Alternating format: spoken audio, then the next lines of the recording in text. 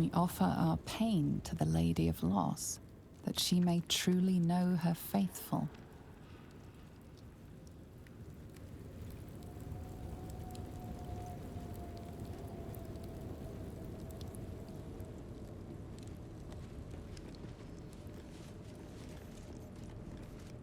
We offer ourselves to the darkness, that blessed Shah may give us her mercy.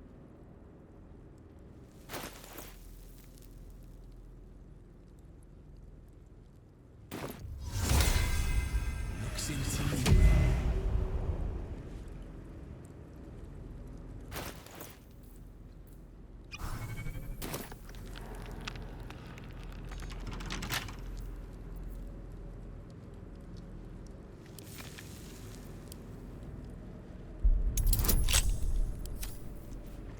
Watch your back.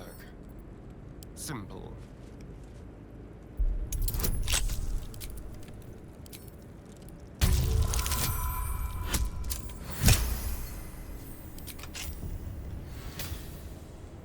No time to rest.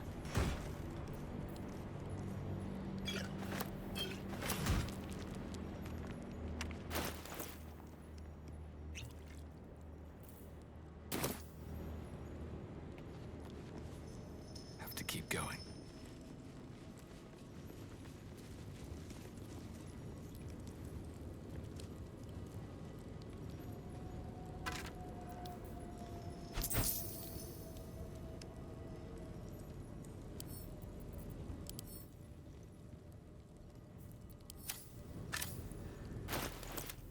Action, not reaction. Is that blood? No, never mind.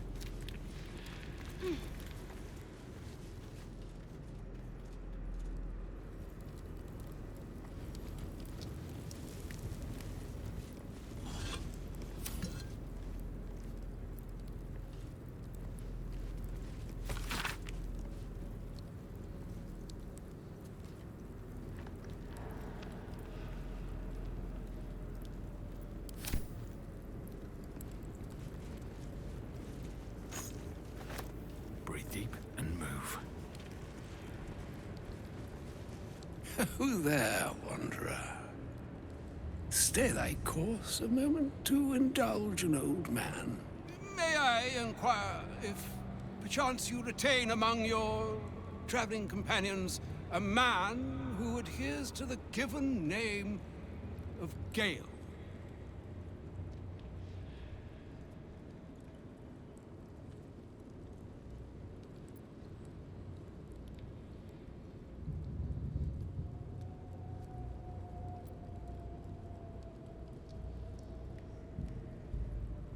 Should it be the nature of our acquaintance that interests you, well, you may safely classify Gale and I as friends. Should it be the nature of your present interlocutor that you desire to drag from the dark and unknown, I shall be glad to aid in your quest for illumination and identify myself as Elminster. Elminster Ormar. Now, if this answer satisfies you, let us linger no longer in this limbo of indecision, but settle on your knowledge of the individual I seek.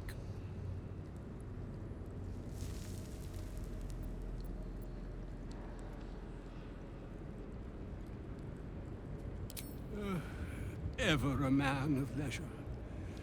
Would it pain you greatly to assist me along the little voyage I intend to undertake to this aforementioned camp?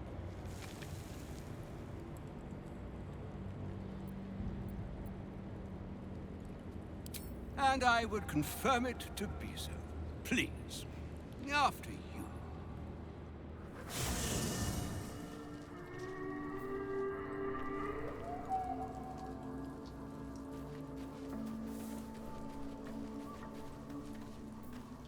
My thanks for your excellent guidance.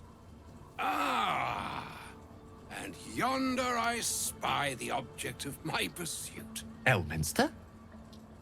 The very same, Gale. And a fair bit miffed he is, too, finding himself forced to expose his best pair of boots to so many miles of country road on your behalf. I don't understand. How so on my behalf? I was bid to spare neither time nor my own self to find you. She sent me, Gale. You know of whom I speak. But why? Out with it, Elminster. Please. Young man, has your sojourn away from Waterdeep washed away your decorum as well as your patience? Nigh a 10-day I've gone without honest fare, worthy of the name, drank naught but what the sky entitled my thirst. Why, some bread, cheese, and a cup of wine would appear unto me a feast. Surely you would begrudge me a mite of rest and repast before I get out with it?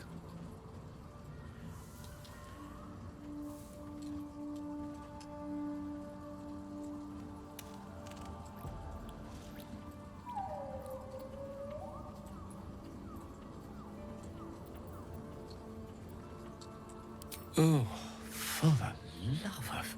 Fine, fine. I'll turn a deaf ear to the clarion calls with which my scorned stomach beseeches me. Graver matters are at hand. Plenty to digest, after all. A good deal to stew over, if you will. Words ladled with import should be savored so as to better absorb their meaning. Wouldn't you agree? Elminster! Right. You see,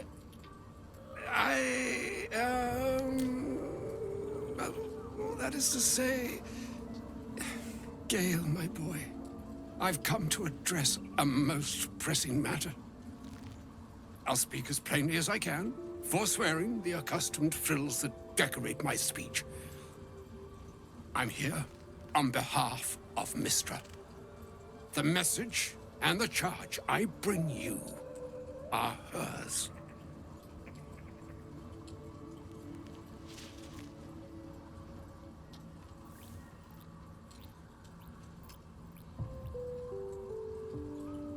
Oh, Mistra's delicate feet are ill-suited for the hardships of the road. You know where you went wrong, Gale. No, we needn't dwell on that here and now. But even so, you're to be given a chance of redemption. Mistra would consider... forgiveness? She would consider what she considers to be forgiveness. Mystra is aware of the misadventures that have befallen you both. She knows of your strife with the Absolute, that most insidious of evils.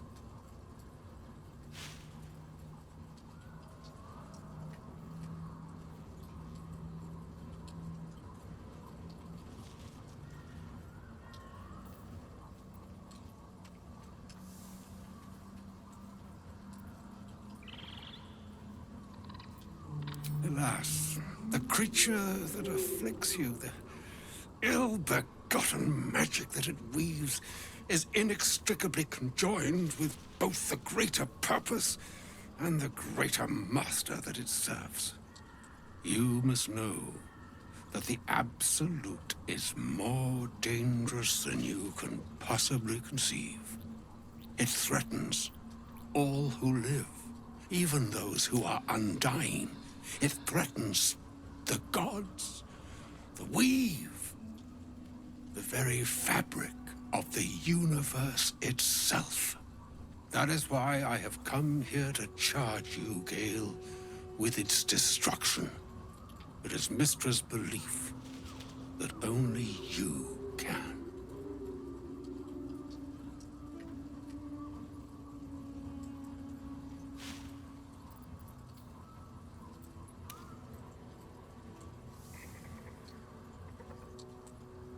I doubt not your conviction, but Gale has an unnatural advantage. The orb. Precisely. Mystra has granted me the power to stop the clock, as it were, on the orb's rush to overpower you. Instead, you will be able to unleash its lethal combustion at will. Interesting. This could be help. Or hindrance. We shall have to see. You must find the heart of the Absolute, whatever that may be, and use yourself as the catalyst that will burn it from this world.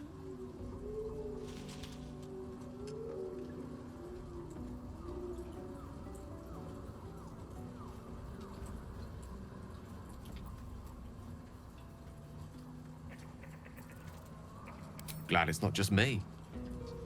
It brings me no pleasure saying this, my friend, but such is Mystra's will. Yours must be the sacrifice that will undo the Absolute, and for your sacrifice you will be redeemed. Such is Mystra's promise. With that, I've said my sorry piece, and need only bestow unto thee the charm I was bid. Meine hastra mistrariel Italion thras annas dithra.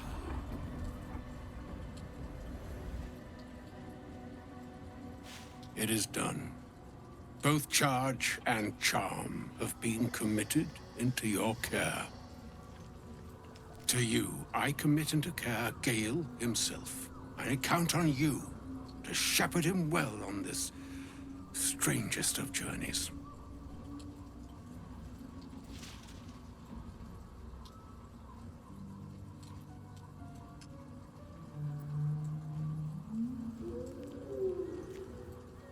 On my honor, I'm not sure yet I can say the same.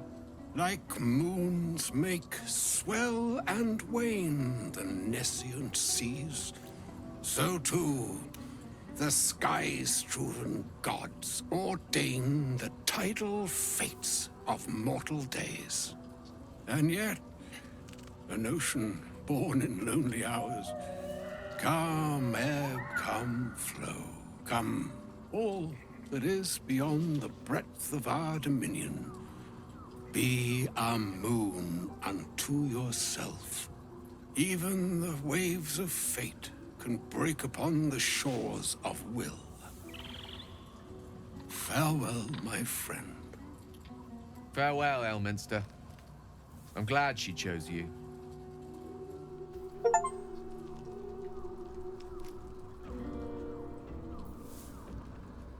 An audience with Elminster is never less than memorable. I'd have hoped to introduce you to him in less dire circumstances. But those are hard to come by these days.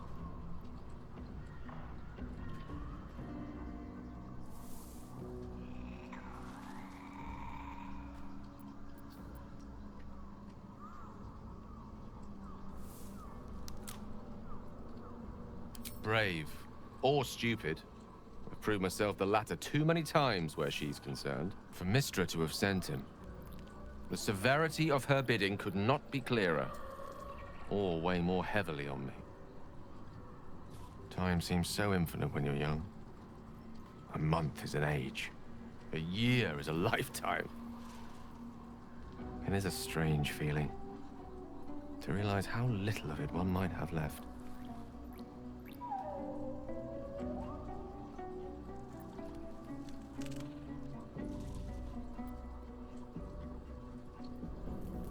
Of course. We offer the clearest solution to our problem. All I have to do is find the right place and time, close my eyes, and let go. Then the slate will be clean. Wrongs will be righted, the Absolute will be gone, and I along with it.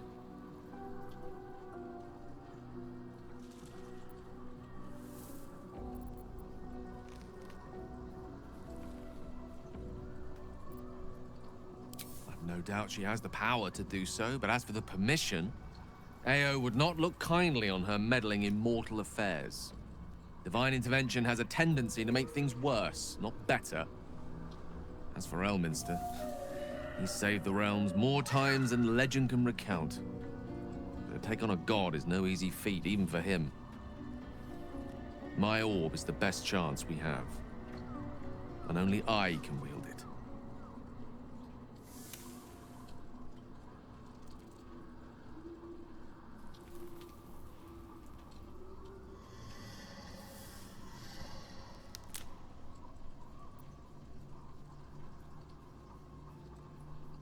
I had no doubt I could rely on you. That remains ahead of us for now.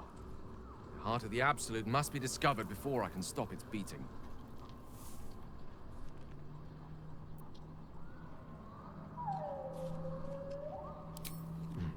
Then I suppose there is nothing more to be done but find the heart of the Absolute and stop its beating.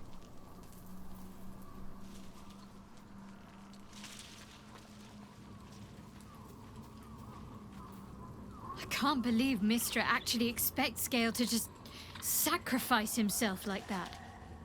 Seems like a waste of a fine mind.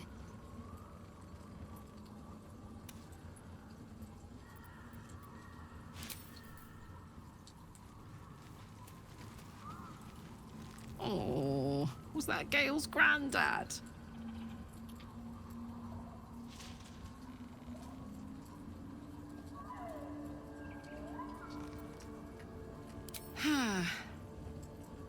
Yeah, it doesn't ring a bell. But all right. Must have had something important to say to Gale if he came all this way. Good news, I hope.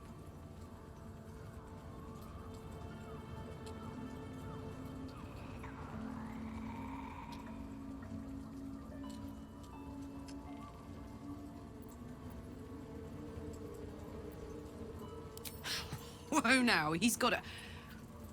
Well, I guess that would explain a little, but... Mistra? I mean, this is a lot to take in. What's he going to do?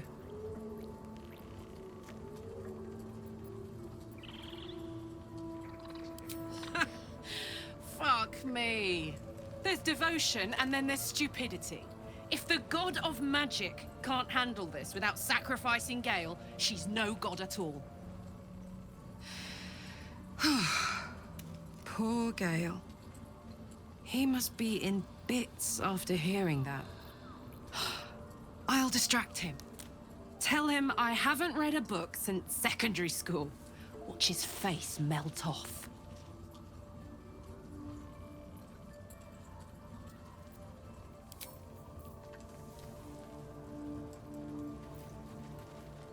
A shame my first brush with the famed Elminster couldn't be a tad more optimistic. Listen, I might invoke the Triad from time to time, appeal to Helm, but I'm no man of faith.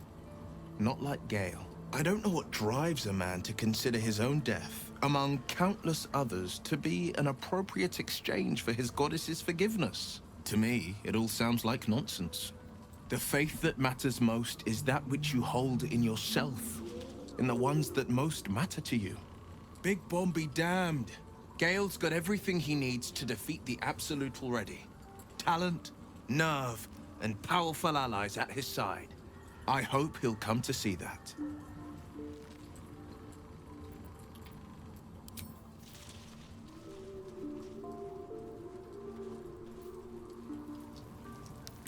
Hope you're keeping well, friend.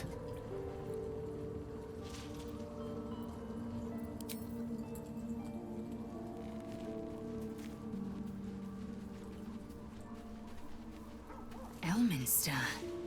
Even the Githyanki have heard tell of the Sage of Shadowdale. Some of his works have been translated to Tirsu. That doesn't mean his every word carries wisdom, however. Near as I can tell, Mistra demands Gale's faith, but holds no faith in him. Why else would she demand Gale sacrifice himself, and perhaps so many others? Does she not think he can destroy the Absolute with his own immense talents? Does she not know the mighty company that he keeps? Demanding Vlaakith may be, but she acts for the good of the Githyanki people. Mistra is concerned only for herself. Bah, Perhaps he'd find forgiveness in a fiery death. But I can't help but wonder why he'd want it at all.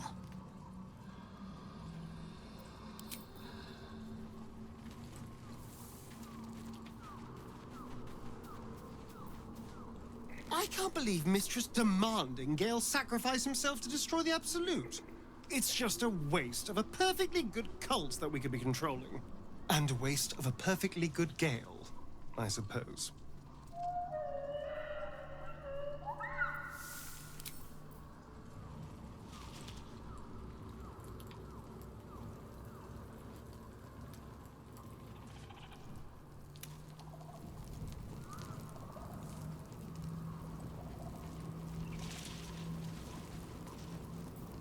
Ah, my good fellow.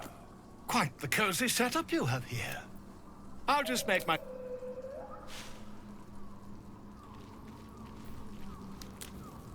The Shadow Curse is upon us. As foul as I remember it. Perhaps even worse. But, with the Oak Father's blessing, we may soon see it banished from these lands.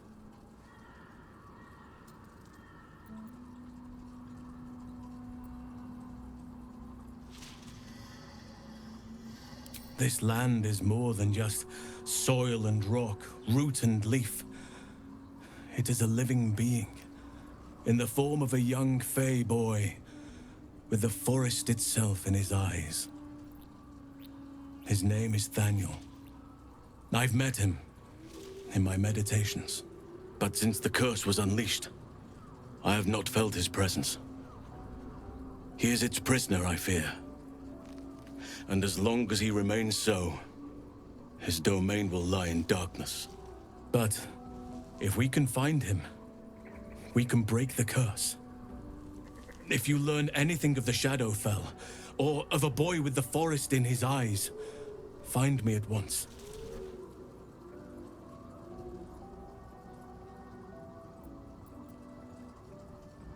I can't be exact, unfortunately. Time and the Shadow Curse won't have been kind to any traces that would have been left behind. A living witness is unlikely, I'll admit. But perhaps there'll be an unliving witness, or some lingering echo of what we seek. Don't worry. If you find something, you will know it.